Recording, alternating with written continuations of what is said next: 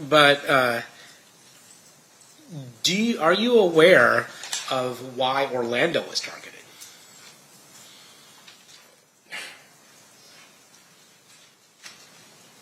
I'm aware of a lot of things.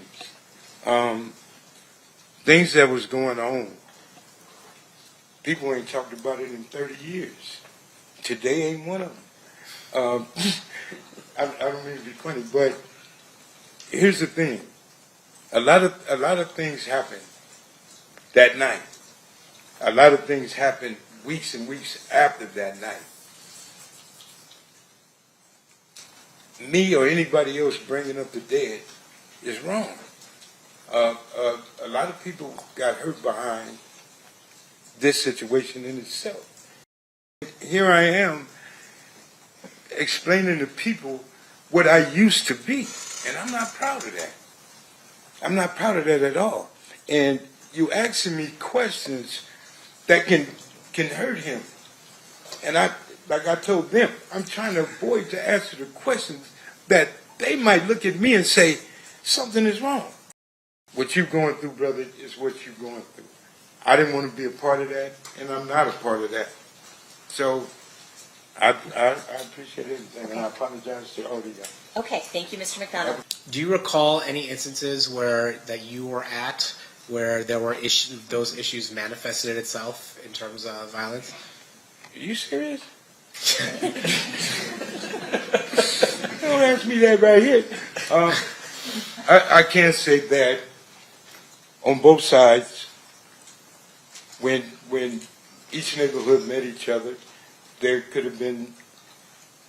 was a lot of tension. I'd say that. Okay.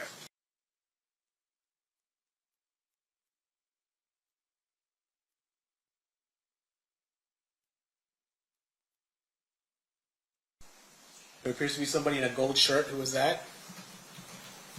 That appeared to be Mr. Shakur.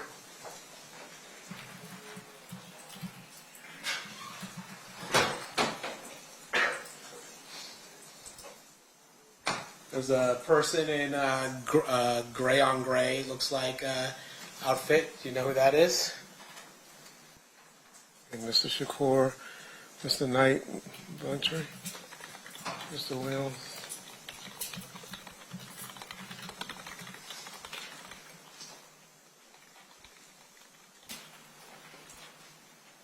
I don't see Frank yet.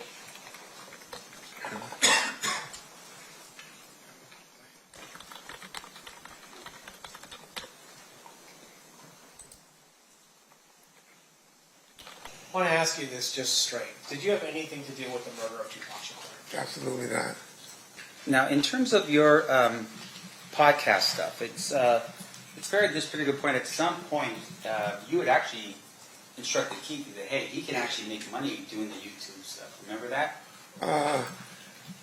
It didn't go quite like that, but I did pass his number to a few YouTube channels after he and I had this discussion about doing something on my channel, but I refused to pay him because I'm not giving someone I believe is Tupac killer money.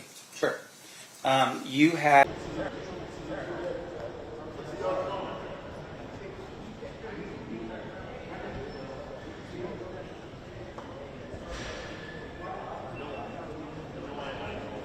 I saw him walking out of here, and I wanted to apologize to him because I didn't want to come off offensive or like I didn't like him. I didn't know him, but the questions he was asking me is not in the best interest of Keffe D, and I'm trying to explain him to that. But you really want me to answer that? If I talk and answer the questions he answered, the jury is going to look and say, Keffe D is who he say he is. Keffe D was involved in what he was involved in. And I'm not here for that. Keffe D put himself in this situation, running his damn mouth. Shut up. This case is old. It's over. But for $4,000, $3,000, you want to sit up here and tell people what you did? The average gang member don't do that. And he paying for it.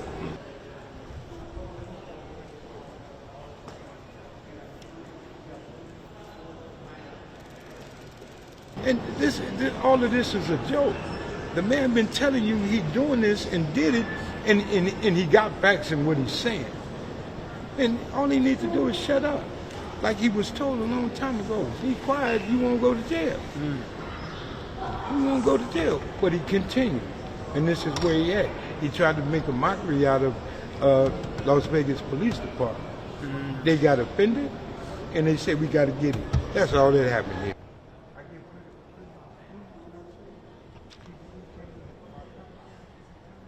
I say this, it was between Suge and Puffy. Tupac was trying to show his loyalty to the hood, my neighborhood, to the mob. And by him trying to show his loyalty to us, then that's where he met his demise. Tupac didn't know Orlando. Tupac didn't know Keffe D. He ain't never seen these people. Tupac came to Compton maybe 2 or 3 times. I've seen him. So this situation didn't have nothing to do with it. All our homeboys was at the fight. My little brother was there. And they getting paid to be gang members, to do what they do best. All of them guys are fresh out the penitentiary. I was the smallest one. But my baby brother and all of them other guys were ready for whatever. Now Tupac was told that's him that tried to take my chain. And Tupac took off to prove his loyalty, and it cost him his life. He should have set his ass down and mind his business. Suge should have, instead of trying to join the fight, get Tupac out of there. That didn't happen. It didn't happen because I wasn't there. Because a lot of them would have had to pay for that one. And I've said it on my podcast show. My neighborhood dropped the ball. They dropped the ball. Tupac should have never been in that situation or allowed himself to fight for one of us. Because you ain't lived that life. You ain't one of us. You're talking about.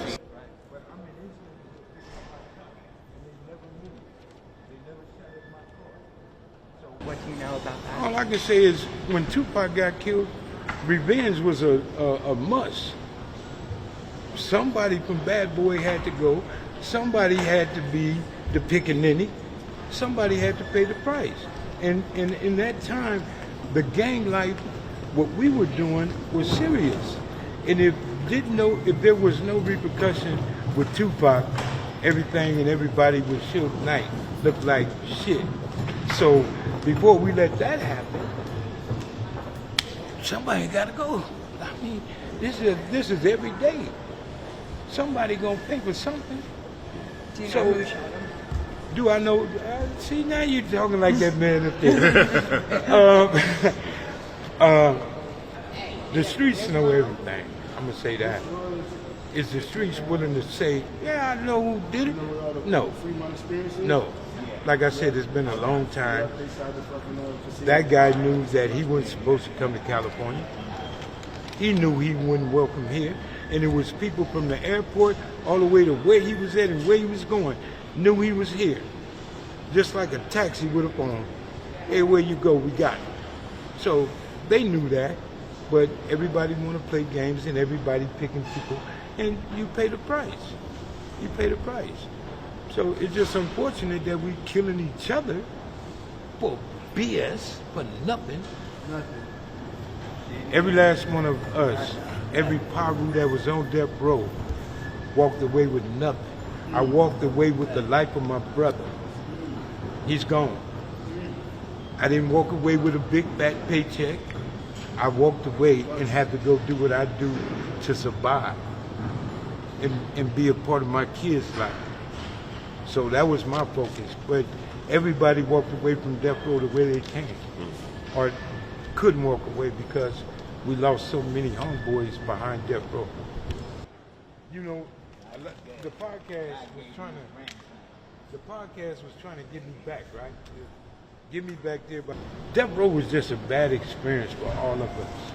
And I was with Suge from 1988 when I got out of prison. From 88 until certain things started happening and I had to walk away. And where I went wrong is put my brother in the lion's den. Yeah.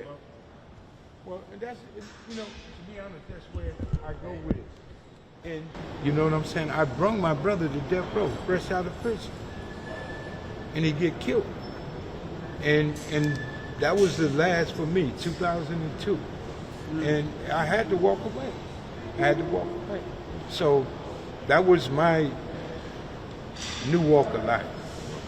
And I've been good ever since. If you like this video, then like, share and subscribe to Mirror Now.